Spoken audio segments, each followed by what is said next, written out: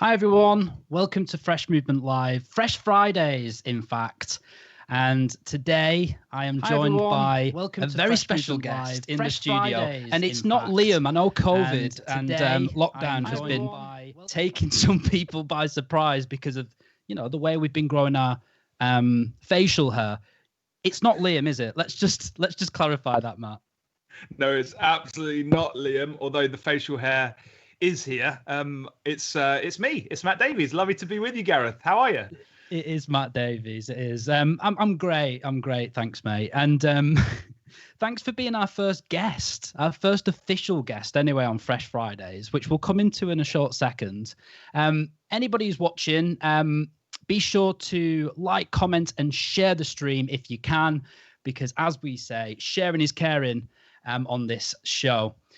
We are going live across a few different channels, so wherever you may be, get involved in the comments, because myself and Matt today are going to uncover the big old meaty topic of storytelling in brand.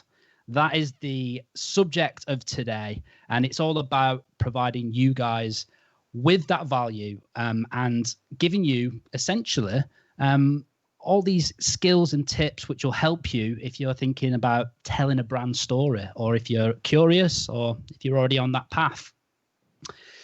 Cool.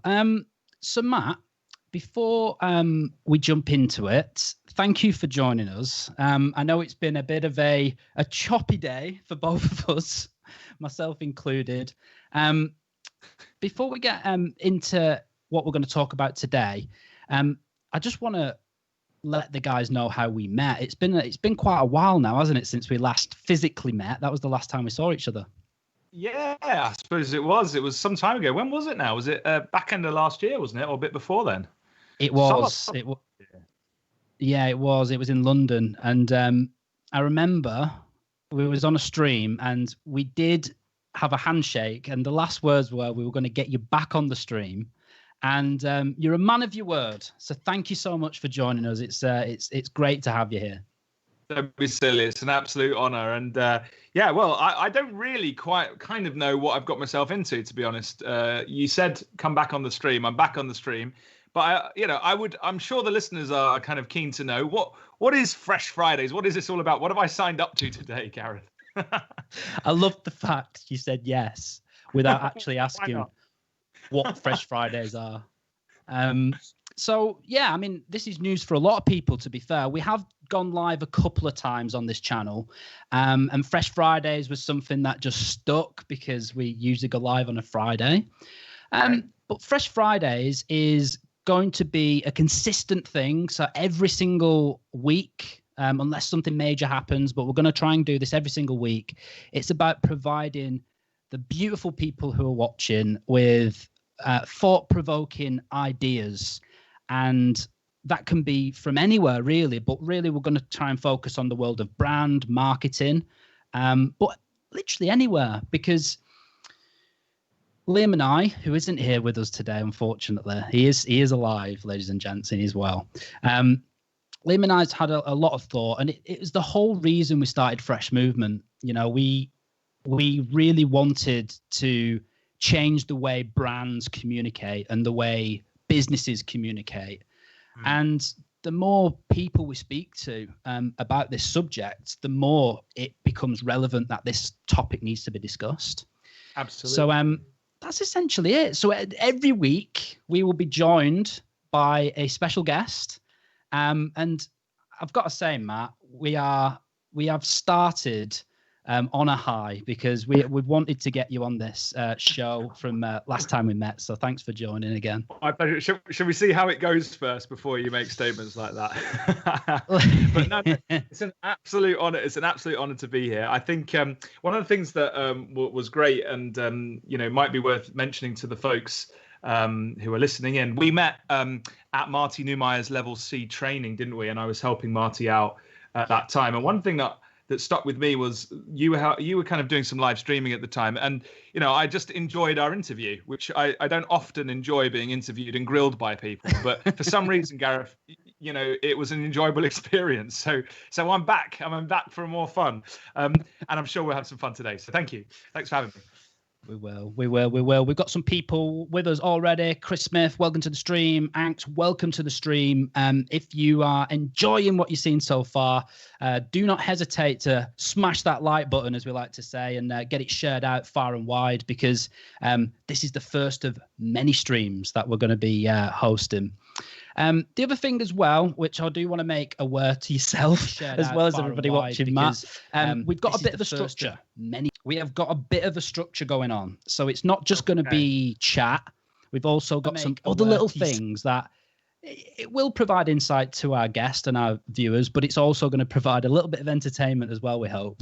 On my behalf or on your behalf, this is what I'd like to know. It's just going to be fun for the viewers. That's what we're going to hope to achieve. I may not be back again for interview 3 at this rate. Great. Yeah. No, let's do it. What we got lined up, or can you not tell me until the time?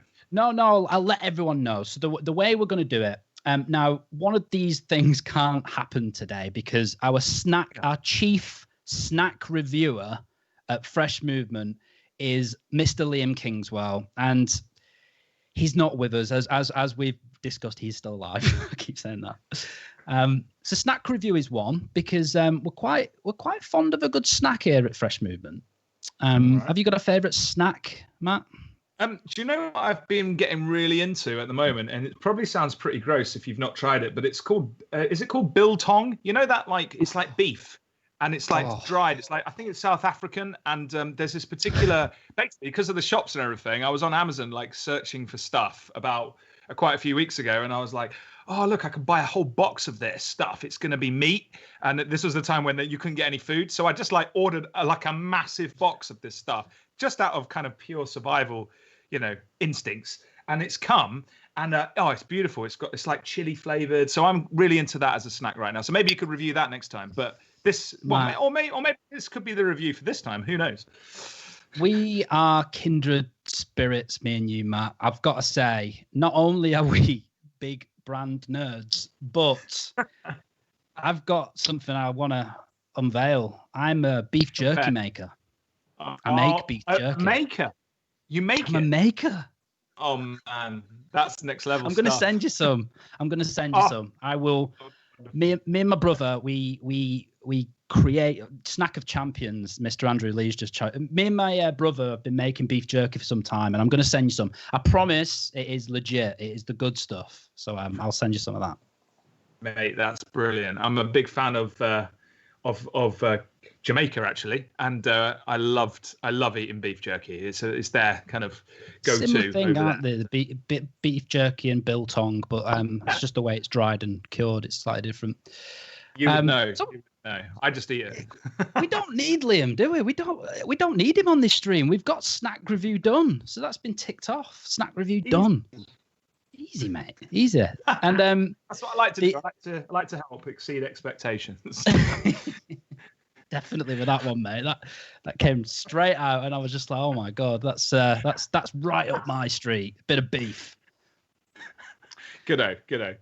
Alongside it, now I know you are drinking a beverage. I have got a beverage as well, so we do a little beverage review as well for the guests. What is it you're drinking, and is it a drink of choice? It's I know it's like late in the day, but basically I'm doing a lot of work all over the place, and I've actually got to do some work when I jump off this stream. I'm diving on a funnily enough, a cultural kind of thing for one of my clients. I found myself, Gareth, like hosting. I'm a brand and culture consultant, right? And when you get into the side of culture, which is kind of like taking the brand strategy and infusing it into the business, what that means is you start kind of getting involved creatively with HR people and internal comms people. And what that led to with this one particular client that I've got a long-term contract with is that this week's Mental Health Week, right? Mental Health Awareness Week. And I came up with loads of ideas that we could do to help build the brand into the culture using Mental Health Awareness Week to add some value, right? And they were like, Matt, we want you to host this. So I kind of ended up, and this week I've ended up hosting with one of the leadership team from that business, one kind of little event a day for an hour. And then today it all kind of ends with a massive pub quiz. So I haven't I haven't got alcohol with me because I don't want to be completely, gaga for that. So I've got a coffee instead. So it is a black coffee. It's from my Nespresso machine. Oof. And it is my go-to. It gives me people say, Matt, you've got so much energy. And I say, it's kind of the coffee. It's not really me. So that's a little secret for you there. Yeah. Trick of the trade. Just drink coffee all day long. You'll be fine. How about you? What have you got? Well, I'm about to unveil it, and I do feel a little embarrassed now because I'm definitely going to be drinking for both of us on this stream. It's a bit extreme, I've got to say. But it's a new find. It is a new find. It is a Western Gold, and I got this from Lidl. And to be honest, it's surprisingly smooth. It's surprisingly smooth. And when you say a Western Gold, what exactly is a Western Gold? So it's bourbon whiskey. Bourbon whiskey, yeah. Yeah, bourbon whiskey from Kentucky and distilled in the USA. And it's, I honestly picked this up with no expectations on it because I do like my extensive high-end whiskey sometimes when I can afford it. But I saw it and I thought, you know what, I'm going to give you a go. And I've got to say, I have not been disappointed. I have not been disappointed in that. Great tip. I'm also a fan of whiskey, actually, Gareth. So there's something else we've got in common. What is going on? Jerky, biltong, whiskey. I'm getting excited. I'm getting excited for this conversation. We're going to hit it off, mate. We are going to hit it off. So I've got a bit of a cheers moment for you there, Matt. Cheers, there you go. Chin chin. To coffee and whiskey. You can combine the two. Cheers, mate. Surprisingly smooth. Anybody watching, what are you drinking right now? Is it too early for a straight bourbon? I say never. Never. But maybe if you've got work after this, I don't, thankfully. I'm going to enjoy my Friday. Sweet. All right, I'll just have a look in the comments. So we've got a few people. Scott Pilkington, welcome to the stream, my man. Snack of Champions. I love that comment from Andrew Lee. Let's have a look on YouTube. Got a few people in there. I think Liam, who is in chat, is a little bit surprised by the drink review today. It's only a review. It's only a small one, mate. Don't worry. It's not going to get too crazy. Just loosens the old palate, I find. So it's going to get gradually more slurred, the questions, as we go through this interview or whatever it is, conversation. Yeah. Potentially. If I sort of sit here, just mouth a gasp, you'll know what's happened. The whiskey is kicked in, and or the bourbon's kicked in, and you'll know to repeat slower. But yeah, I'm sure we'll be fine. We've got this. This will be great. We've got this. Okay, Matt. So we did jump in straight away because you are also my co-host as well today. You are the guest and co-host. So it's a little bit of a different setup to what we usually have. But we know you can handle it, Matt. We know you're a good talker. So that's why we put you in the hot seat. Let me just start with the intro because it's usually where we'd start with most guests. So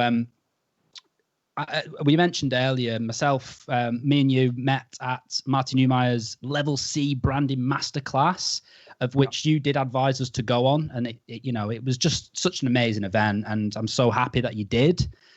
And you and I both worked with Marty as well as a result. So that was a great move. But just to give yourself a bit of an intro, I know you're an author.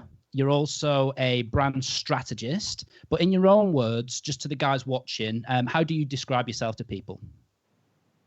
So I mean, how do you answer that question? I fix problems. I fix business problems. How do I fix business problems? I use brand strategy to help fix them. And I think the biggest problem that businesses have today is the complexity of the situation that they find themselves in, right? It's complicated speaking to customers. It's complicated leading companies, particularly as companies grow and get bigger. And so one of the major issues with that complication is this idea of alignment, right? So where are we all headed?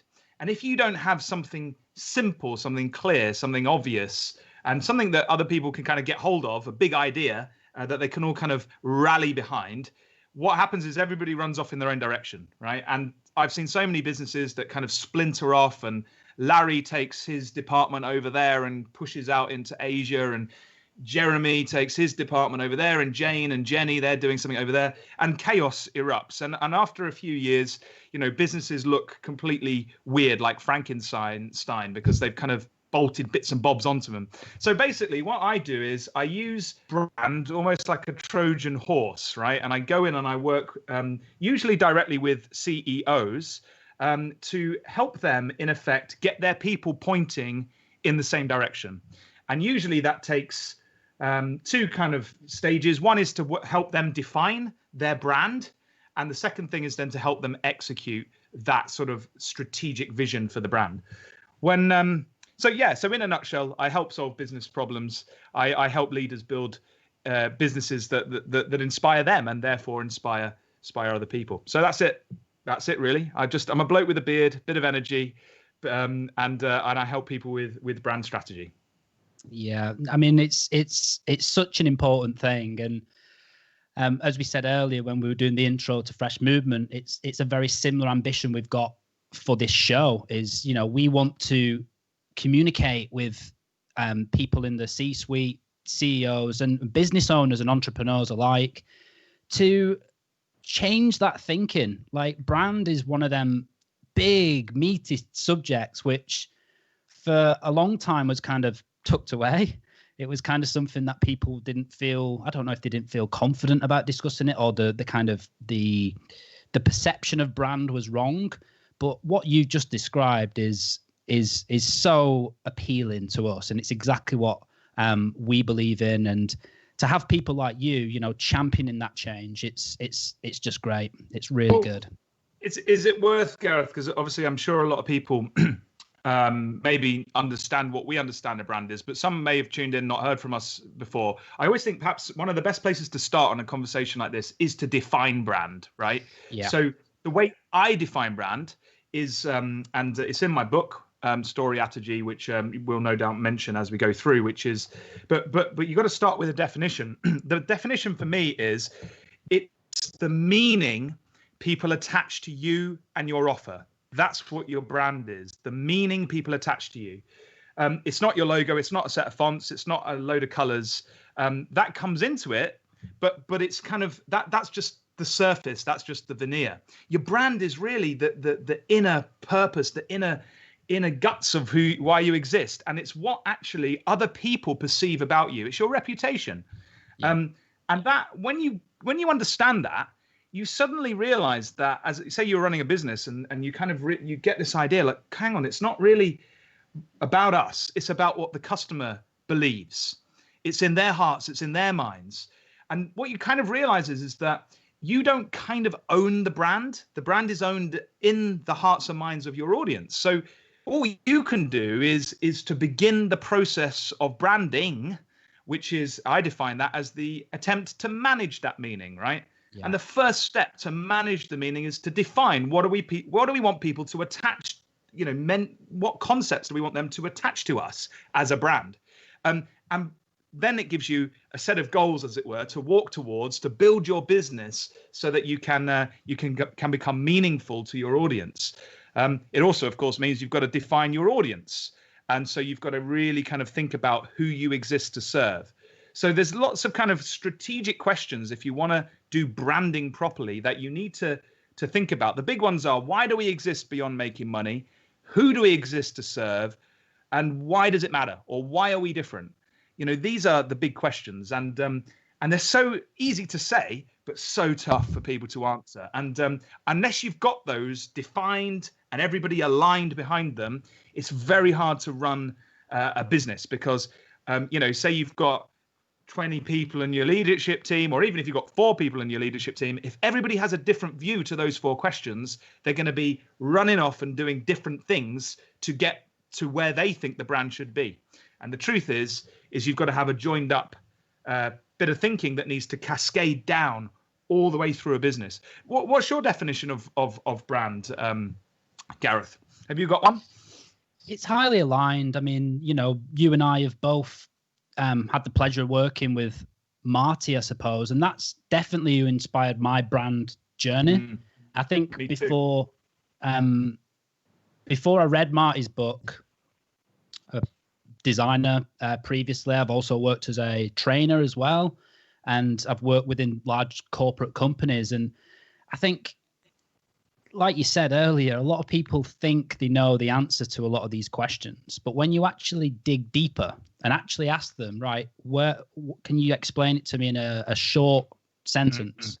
Pithy it's sentence, very yeah. difficult. But yeah, I mean, like you said earlier, the gut feeling, it can't be said any simpler. The gut feeling of a customer that has about your product or service, it just lives there, I'd say. I mean, it explains so much. And like you said, when you go a little bit deeper then and then pick apart, well, what does a gut feeling actually mean? That means, what does somebody actually think about you? What the feelings that resonate within them when they think of your company? It's the best explanation. And we did a little discussion around brand value quite recently on a couple of calls, and that's where it gets really interesting. And it's very easy to explain to anyone brand value, because a really popular example that we often use is something like Red Bull or Coca-Cola.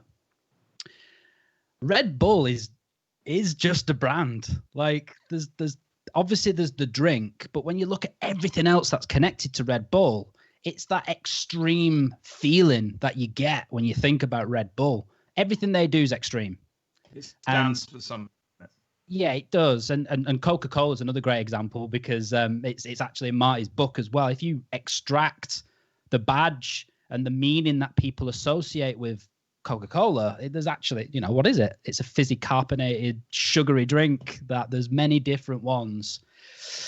But on a summer's day, when you see that van, the ice cream van coming over, you just want the sweet taste of a Coca-Cola. You don't want the others.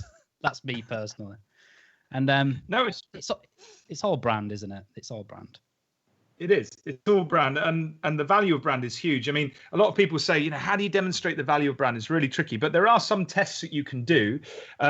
If you with customer research groups, for example, you can take two products, if you like, your product and your competitor's product, take the badges off, right, and then see which one they like, okay, then put the badges on and see if that changes. You can even do things like really funny things like swap badges around and see if their perception changes, and you can ask questions like, how much money do you think this product would be, and you slap a Mercedes badge on it and then you slap your badge on it. And you can see, actually, if we built a brand like Mercedes, like this is how much people might be willing to pay for exactly the same product, potentially. So there's things like that you can do in terms of market research, customer research, which demonstrate the value of simply building a solid brand. And obviously that's Mercedes, I'm using a massive example there. But the point stands that, if you become known for something, you can really kind of leverage that. But I know you want to get into storytelling at some stage, don't you? I think that we do. We'll come on to that in a short second. That's why you're here. Yeah, that's why I was getting excited. We've got a couple of comments. I'm just going to check that are coming in. So Melanie Marshall, welcome to the stream. She is drinking spinach, ginger, and kiwi, which is putting me to shame because I've got a whiskey.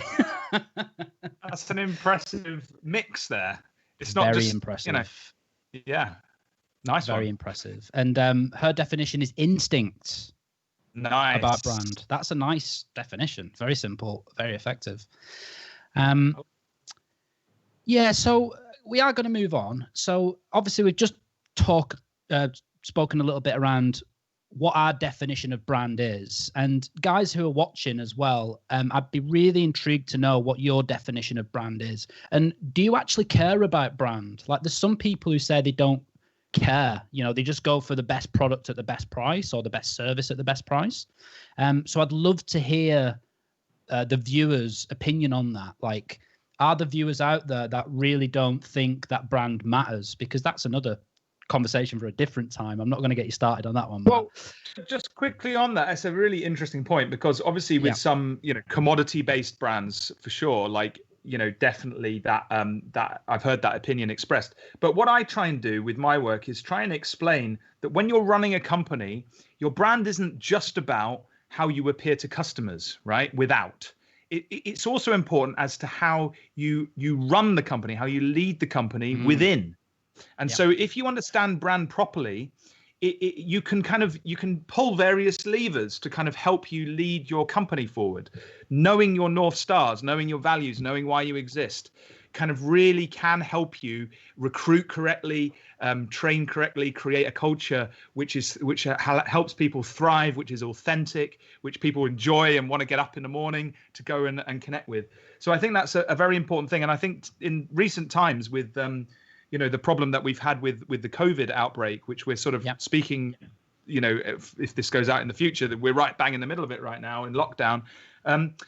I think that side of it has also been incredibly that sort of internal idea of a brand has become very, very important in these times when your business leaders are having to make unprecedented decisions. The brand principles are enabling them to make those decisions and point back to, well, this is why we're doing this, because we value X, Y, and Z, because our purpose is X. Those brands that don't have that defined, the leader is just doing stuff and people are going, look at him or her making all those decisions. Why are they doing that? And they've got nothing to kind of go, well, guys, like, 2 years ago when we did the brand strategy work, we all agreed this. And so we're making our decisions on the back of this. And that, I think, is a super powerful thing to bear in mind. It's not just external to customers, it's internal, and how you manage your teams, where you go, how you can be at your best, what markets you enter, what products you develop, who you're developing them for. All of those big questions kind of ladder straight back into the brand. So that's why it's super important. I would say, and this is why I love Marty's kind of stuff. He believes that brand thinking needs to be right up there on the C-suite, right up there with the leadership team. And basically what I do is kind of bring that thinking to leadership teams who perhaps don't have it in the room when they meet in the boardroom. They kind of outsource that bit to me. And that's great. But, I think as time goes on, more and more we will see this idea of brand strategy being something that's very, very much in the boardroom, because it's so important to put the customer first and our audiences first, even internal audiences, in everything that we do.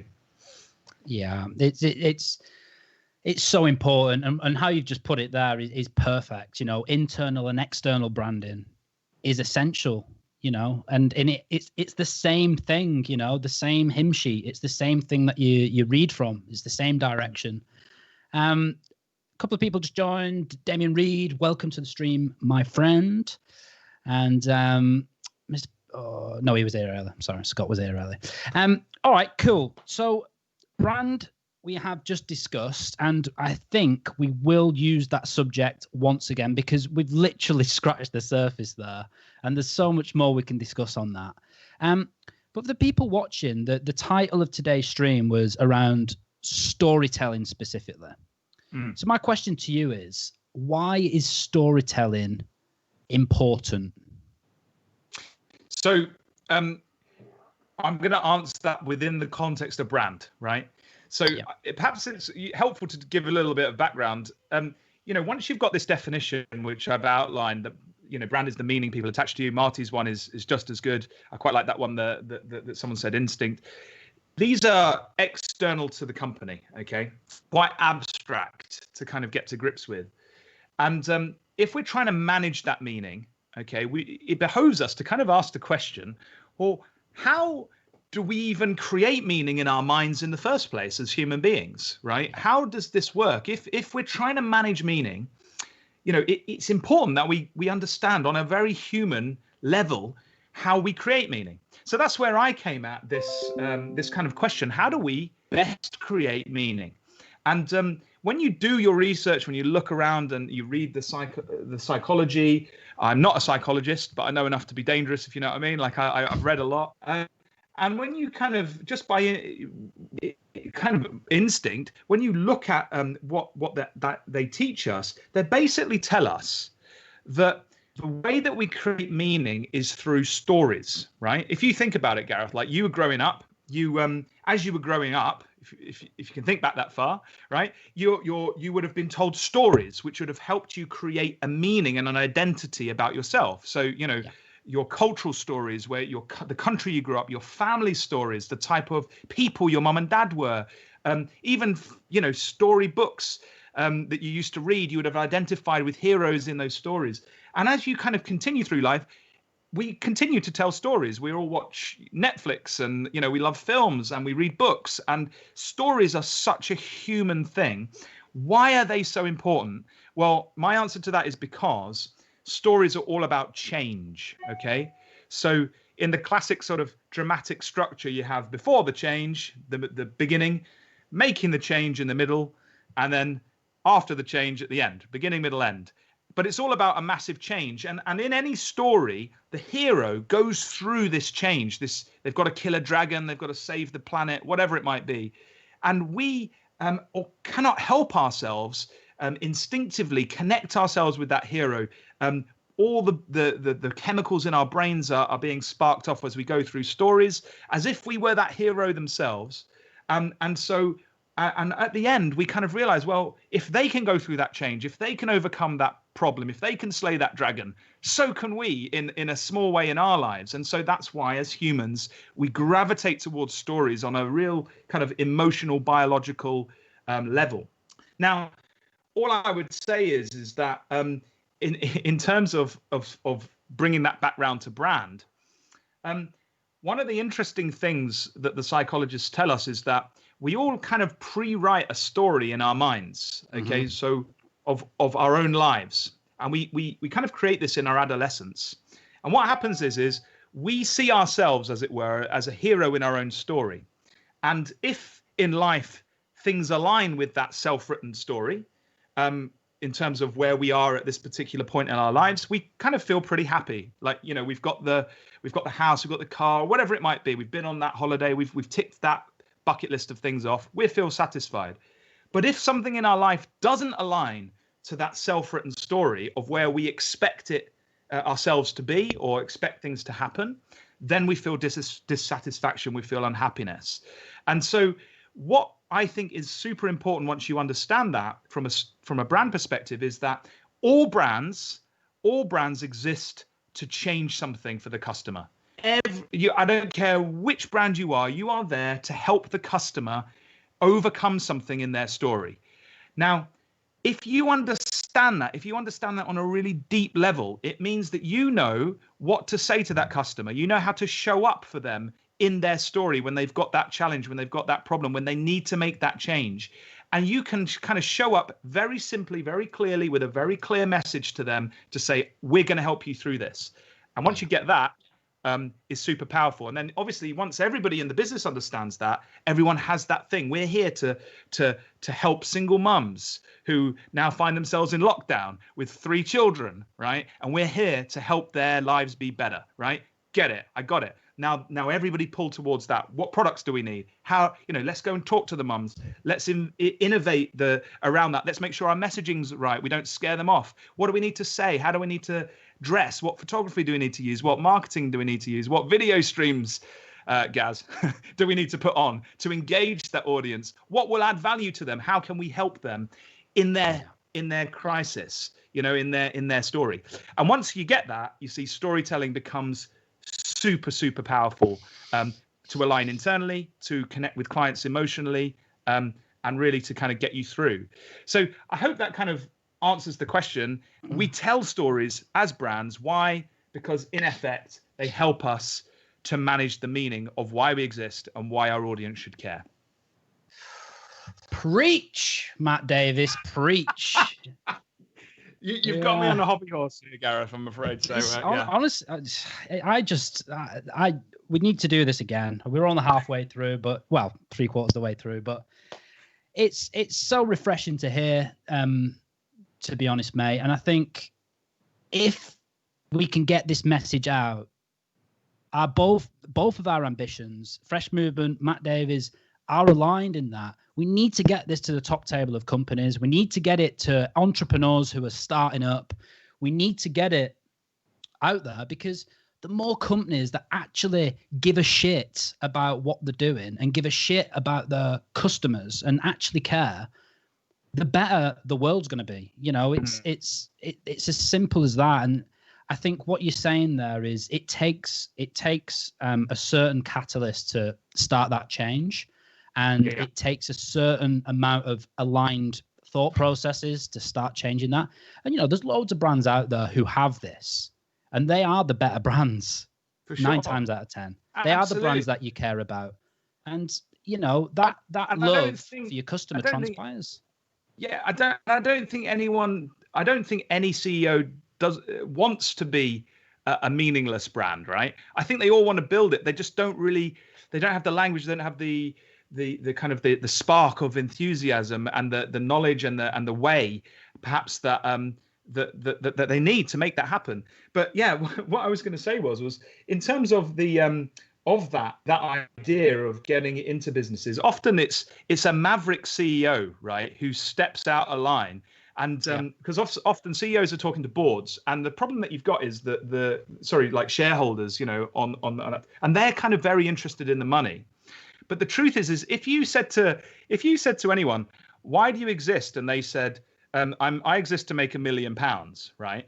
You think, great, that's good for you, but I don't really care about that. Like, really? So you want me to buy your products so that you can be rich? That's not a reason for being, right? That's appealing to anyone. And within an organization, if you say we exist to hit this, £5 million target, and you're talking to a grad who's about to join, they're not going to bust a gut for you to hit your target. You've got to give them something more. And that's where this idea of the story and the brand comes in, because it kind of allows people to have something to reach for. And what happens, Gaz, when the company doesn't make money, like for example, in these times in COVID, suddenly we can't make any money, right?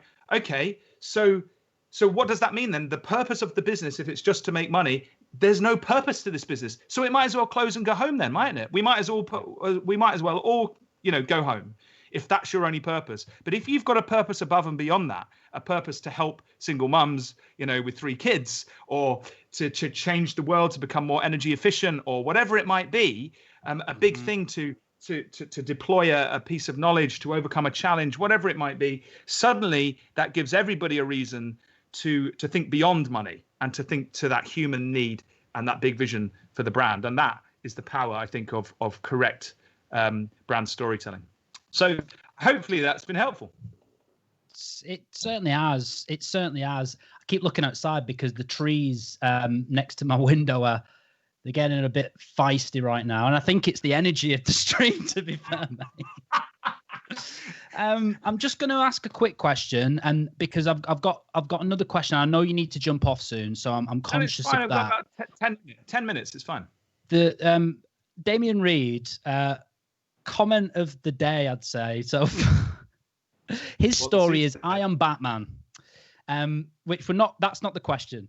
There is a question that he did drop in there. So what Damien was asking is, and I think we've kind of answered it, so maybe it's just a short thing to discuss. Why is it that a lot of companies think that branding is a logo and a set of fonts and not the holistic view that we've just discussed? Yeah, very quickly, I think my answer for that is because it wasn't understood, and people thought that brand was just sort of a marketing thing, like an external thing. And so I think what happened was it was shoved down and given to the marketing department, and then the marketing director shoved it down. And basically what brand has become for a lot of businesses is in effect awareness campaigns for the products and the services. And so it's become a marketing activity and a sort of an ability to attract more customers. Yeah. Just from kind of shoving out content that's targeted for impressions or engagement. And the reality is there's a place for that, but that isn't what brand is. Brand has to sit right at the top, as we've been discussing. So I think, why is that the case? I just think people are lazy. I don't think we've really thought about it as we should do. And we've not used, I think the best days of brand are still to come. Like, I think once we start using these tools, once businesses get it in, and I work with businesses and they see the results within 6 months, and they're like, this is the business we wanted to build. This is the culture we wanted. These are the customers we wanted. Why? Because you've taken that time and invested the time as a leadership team, usually at the start, and then that started to pay dividends going on. So yeah, that would be my sort of response to that. There we go. There we go, Damien. We've got a few more comments coming in as well. Mel Marshall saying ethical branding with true, honest values always resonate, which I agree with. And also, she said, because they are unevolved and shite. I think that's a message around why our brand's thinking about logos. And Damien's thanked you for your answer as well. Now, I have got one more question that I do want to get answered before we close up the stream. And the question is, what are your top tips for brands, or even the guys watching who might be starting up their own companies, or, you know, entrepreneurs out there? What are your top tips for telling great brand stories? Okay, so the first tip I would say is tip number one is that you need to think of your brand as a character in the customer's story. Because yes, you can have your own origin story, your own. Sorry, Matt, you're going to have to say that one again. Say that again. Okay. So tip number one is you need to think of your brand as a character in the customer's story. Okay, so we can tell a story all we like, and obviously that's great, an origin story, the problem that we needed to fix, the big idea, which I think there is a place for brand storytelling from the brand itself. That's true. But the other thing is to really kind of you've got to think about the audience. You've got to think about yourself like a character in their story. And as I said before, if you understand the problem they've got, you'll know how to show up. You know, if you're going to show up in a jovial, jokey kind of way, or if you're going to show up in a very sort of scientific, data-led way, or if you're going to sort of show up in a rebellious way, all of those things come into play. So think of yourself as a character. And my tip there, still on tip number one, is have a look at brand archetypes. Have a look at my website. Google brand archetypes. You'll see what I mean. Yeah. Super powerful to align around a typical character in the story. So number one, think of your brand as a character in the customer's story. Number two, let me think about this. I think really you need to define not just what you stand for, but what you don't stand for. So in my book, you'll find a section in there, section number 4. There's a 6-step process, by the way, if you're thinking of working strategically through something like this. It's called Storyatogy. Number 4 is define the evil. So what I mean by that is define what you hate, define what you don't stand for, define what you're pushing against. Define. There you go.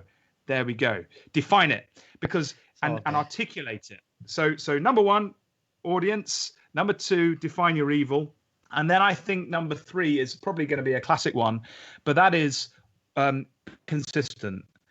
And what I mean by that, we all think about that from a graphic design perspective. Yes, graphic design consistency is so important, so you recognize. But I'm talking about the behaviors and the actions of the business. Take your values, for example. Sit your team down. Get those that focus internally, like your HR people and your internal comms people and your people like that, and then get people who are focused without, like your marketing people and your sales people. Get them all in a room. Get your values down the middle of a table, and then say to them, look, how are we demonstrating internally to our people this value?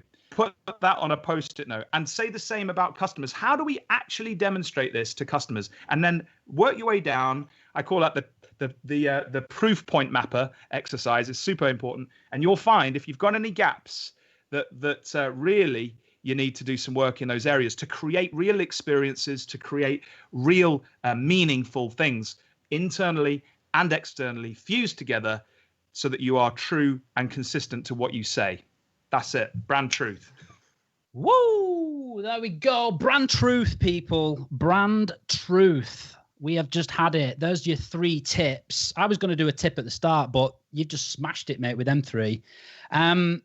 We are quickly running out of time, Matt, and thank you for sharing them tips. And you did mention your book, Storyatogy. Now, we have got a little bit of a gift. A gift for the guys watching, not for you, Matt. Your gift's going to be the beef jerky, which will be in the post.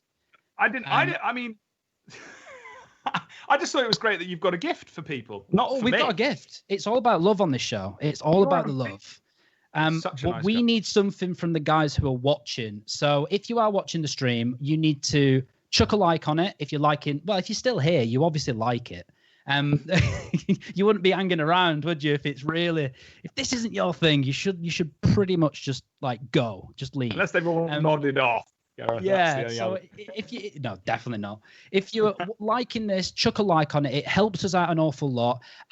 Please get in the comments and ask us some questions, whether it's live or on demand. Doesn't matter if it's, if we're time traveling right now and this is tomorrow or the day after, you can still join. And the biggest thing that we'd like you to do is share the knowledge and share the wealth and get this message out. So smash that share button. And any of you who have done that, you will win or get in the chance to win a copy of Matt's book, Story Attitude. We have 2 copies to give away. 2 copies. And if it wasn't COVID, I would get them signed. Maybe we can work something out with you, Matt, to get a little signature in there, because we would like that. Yeah. We'd like a little signature. And we will get it out to you. And what we're going to do is over the next week, we will keep an eye on who's liked, commented, and shared. And we will get that out to some of you lucky winners, and we'll announce it on the next stream. So who's won. So that's what we're going to do. Anything else from yourself, Matt, before we close out? Well, all it was thanks so much for having me on. If anyone wants to connect with me, LinkedIn is kind of my thing. So it's Matt G. Davies after LinkedIn. Look me up. I'd love to connect with you. Any questions on brand strategy, more than happy to sort of throw my hat in the ring with some thoughts. Also on my website, it's Matt G. Davies. Oh no, hang on, it's not. I didn't even know my own website. It's Mr. Matt Davies. .me. Mr. as in MR, mattdavies.me. And on there's loads of free content. I blog regularly, and you can sign up for some free ebooks and stuff. So check it out, and I'd love to connect with you. So thanks for having me on, Gareth. It's been an absolute pleasure. It has. It's been our pleasure, and hopefully the guys have enjoyed this Fresh Friday. I certainly have, and I've emptied my drink as well, so I'm definitely feeling quite rosy right now. Guys, like we just said, thank you for joining. Our ambition is to go live each and every week with a new guest, and we intend to do that every single Friday around 4 p.m. Now, we have got some exciting guests coming up. One of them we did mention earlier, but just before you leave, Matt, there's one last thing that I need from you. Liam and I are doing a guest list. And what we'd like to know is who's inspired you the most in your career. And if you've got that person's name front of mind, let us know. And we're going to get the guys to jump on Twitter. And I want everyone to @ this person and say, it's time to get fresh. #Fresh Friday to this person. You know who I'm going to say. Who I'm going to say. The big man himself. So Marty Neumeier has been absolutely inspirational for me. Can we do it to him? Shall we? Shall we do that? Is he on Twitter? Is he on Twitter? Yeah. I'm sure he is. So guys, if you're watching, jump onto Twitter @Marty Neumeier, put "Let's Get Fresh" #Fresh Friday, and we will do our best to get him on there. He can't deny it. Shall I spell it? It's MARTY. That's Marty, and then it's Neumeier, NEUMEIER. And if you drop my name, you'll know it. You'll know it was me. Say blame Matt Davies, and we've got it in the comments, Liam, as fast as ever. Everyone, spam Marty Neumeier. Say it's time to get fresh. #Fresh Friday. And Matt Davies drop you in it, and we will do our best to get the god of brand, Martin Neumeier, in the next stream. Matt, I know you need to go. Thank you for joining us. Guys, please get involved. Like, comment, and share, and we will see you next week for another Fresh Friday. Keep it fresh, Gareth. Thank you. Keep it fresh, mate.